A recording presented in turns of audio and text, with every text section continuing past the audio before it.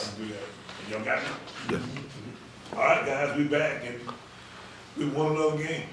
Can't believe it myself. It was one of the kind of teams you sitting there on the sideline, watching everything kind of transpire, and you wonder if that's your same group of guys. These guys were playing really good. I was pleasantly surprised by it all. We go down to Tallahassee, and Florida and them was really playing well, and it surprised me that they had gotten beaten the week before. So then we come out of this deal thinking that this open date, thinking that, you know, it might be a concern that we might be a little stagnant. And we get in there in the very first series, we get it out of the field and get it in. And from that point on, we played pretty good. So it was an exciting game. I'll tell you what, we got a lot of guys playing good. Young guys too, on both sides of the ball, particularly on offense, which is really a strange kind of occurrence around here. I hadn't been used to seeing it happen that way, you know, for some time here. And our guys have done a nice job. Our offensive staff, players, everybody seems to be kind of on the same page.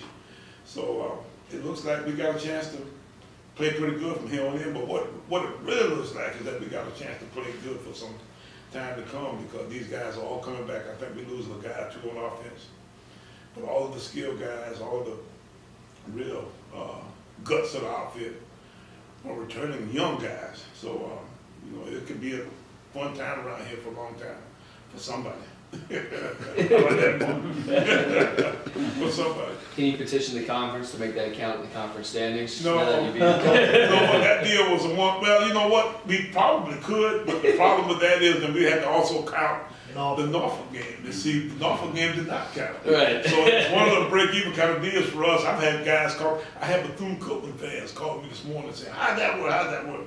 And believe it or not, I had guys last night texting me, that South Carolina State folks, saying, "What's that deal?" Because I knew as the season was going around, we had some issues that would seem to be coming to the forefront of that deal. So it looked like we got a little bit of a brouhaha going, but you know, it is what it is. It's exactly what we said at the beginning of the year, and at that point, you know, that it's done. So the good thing about it, though, for us is that if a couple things happen, then we got a shot to win the daggone thing, at least time for it.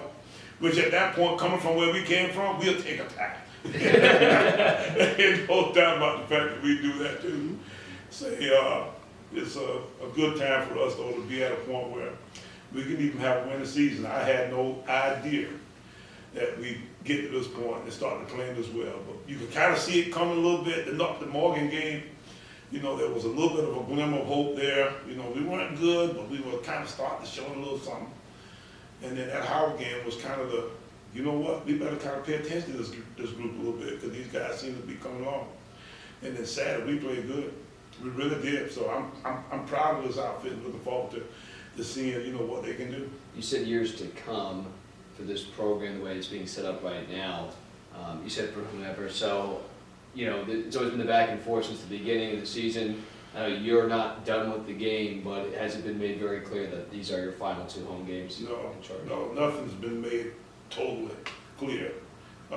We said that we'd get through the season, and I said this a couple times, we get through the season, and then at that point, then we figured out, you know, that's kind of what we're still sticking to. So at this point, I don't know exactly what will happen. Tell you what, you know, it was fun watching those guys play the last couple of days, so that's all I can say at this point. Okay. Yeah, I mean, this is something where and I know this will be talked about in the next couple of weeks, not to take away from what you got ahead of you, but we can talk about it. You know, it's you know, it is to be what it is at this point. I mean, we can't necessarily change, you know, what we've set in motion. You know, there's some uncertainty there, but at the same time, I can tell you that all I'm trying to do is win 2 games. So y'all can talk about anything you want to talk about. We're gonna work on trying to figure out how to win 2 games. That's all.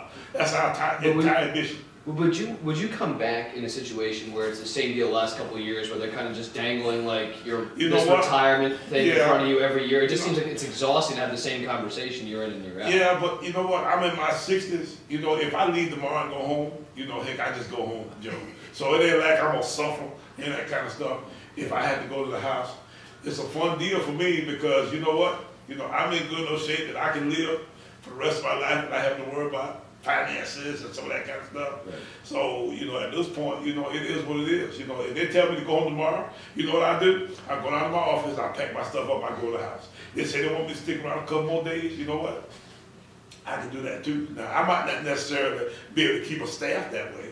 And, you know, that's the big part of the whole deal, to figure out exactly how I can create some stability for guys who I've got coaching for me. And right now, you know, I got some guys that are doing a pretty good job.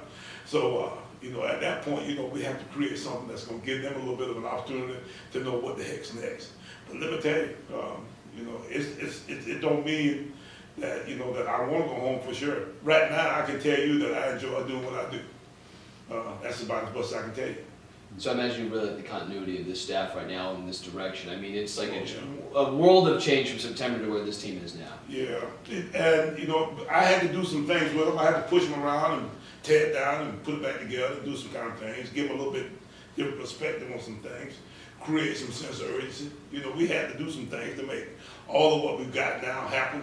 But at the same time, we got to the point now where we kind of got this thing molded in a way where I can tell you that our offensive guys are really working well right now together. Our defensive guys have been pretty good in special teams. So you talking about a staff right now that if we could hold on to, you know, could put something together here, you know, with or without me. How about that deal?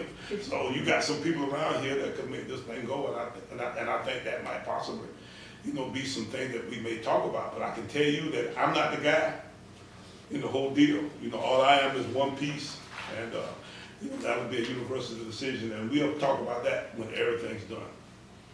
Coach, just talk about the way you guys won, though. How does that kind of build you guys momentum going to these final 2 games of the year? We had some momentum because, you know, FAMU, they led the league, one of the better teams. It's not that you barely won, you guys like beat them. Yeah, well, it'll be a different sensation going into the next 2 weeks. You know, it'll be the first time that we've been favored, and I don't know when. You know, it'll be an opportunity for us to go into a game thinking, you know what, we might actually win this game. Let me tell you what, we go to Howard, I got no clue that we're going to win the football game. We go to FAMU, you know, I think that we might be close, but I was not confident in any shape, form, or fashion. You know, I kept telling the kids, let me tell you what, y'all keep doing what you're doing. Let me tell you what, I think we can beat these guys. And I told them that. I said, let me tell you what, y'all keep doing what you do. I think we good enough. So at that point, you know, we go out and we play good, and, you know, it actually happens. But if it doesn't happen now, then I'm going to really be disappointed because I think we're better than what we're going to play. But at the same time, I've seen us do things before that are crazy. I hope that we can continue to play well. I think we will. Even though FAMU didn't count towards the conference standings, the way it's shaped up, and then, you know, Howard goes and loses again, it's a lot like the MEACs, like the SEC was for many years, where you kind of eat your own, you kind of beat each other so much, and the rest of the country doesn't really know how good you are. Yeah, well, you know, that's kind of the situation that we have. You know, I don't know what we can do about it. The best thing that we can do, you know, as far as we are concerned, is simply just go out and continue to beat up on whoever they put in front of us each week. The things that are going on as a league are things that just go on in the league. I don't know if we could actually have any real effect on it that way. In terms of just what you've seen out of Nick, what has allowed him to be so successful in terms of growing through this offense? It seemed in the beginning he seemed a little lost, along with the rest of them. It wasn't just him, but it seems the more confident he gets, the better this offense gets. We emphasize his strengths. We've actually gone to a style where he's got enough reps that he's confident in the fact that he can do those things that we are doing at this point in this offense. His skill set is what this offense is built around. We are mostly some kind of option team, a zone read team, and a throw it around a little bit team. We don't throw it nearly as much as most of the good teams that are pretty highly productive offenses, you know, are throwing it today. But at the same time, we've got the same kind of big play ability. You know, we create some of the same kinds of stretch the kind of field opportunities that you create against the defenses today that make defenses kind of struggle to kind of figure out how to stop you that way. So, you know, he's done a nice job of getting an understanding of what he can do, and he's confident now that he can do those things, you know, in a way that he can actually compete at a real high level. Are the kids hungrier? Are you sensing that now? Yeah. The look on their faces yesterday at our meetings, you know, was like, you know, just night and day from where they were a month ago. And, you know, they're as excited as they can be. And, you know, the most excited people to move probably, you know, is our defense, you know, our defensive guys. You know, because of the fact that, you know, they got a side to lean on now, they got a place to lean on, and even after that, you know, these guys kind of pulled back even with us. We back up by 3 points, you know, late in the third quarter. They kick off to us, our doggone special teams stick one in, you know, that kind of deal. So, you know, we got opportunities, we got weapons from all different angles. The running backs on this team are about as deep as any championship subdivision team you'll ever find. And they're 4 of them are freshmen. I mean, they're redshirt freshmen, but they're freshmen.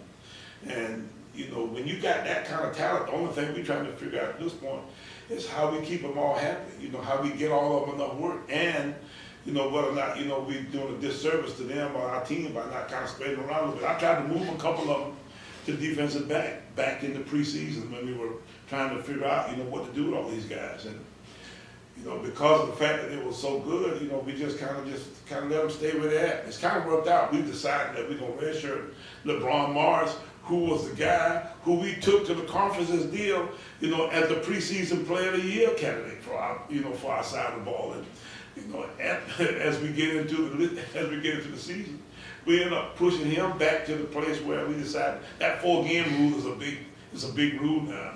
And we're starting to play some of the young guys now in our secondary that we hadn't played earlier in the year because they still got the possibility of playing 4 games that they hadn't participated in yet. So it's got all kinds of nuances to the way that it's constructed our team that's really helped us a bunch to give us a deeper team than we would have ordinarily had this time of the year. You talk about young guys, so that leads to this recruiting and just the brand. Just how significant has this stretch been? And winning these next 2, I can only imagine it's a powerful message to the guys looking at the MEAC and maybe where they would want to go level-wise, and you guys kind of put yourselves back in that position, like, look what we're building. We're young. We can get a couple pieces here, and we're right back to where this program has traditionally been. What it's done for us is it's kind of clarified the needs of what it will take for us to be, you know, the next level team. I think, you know,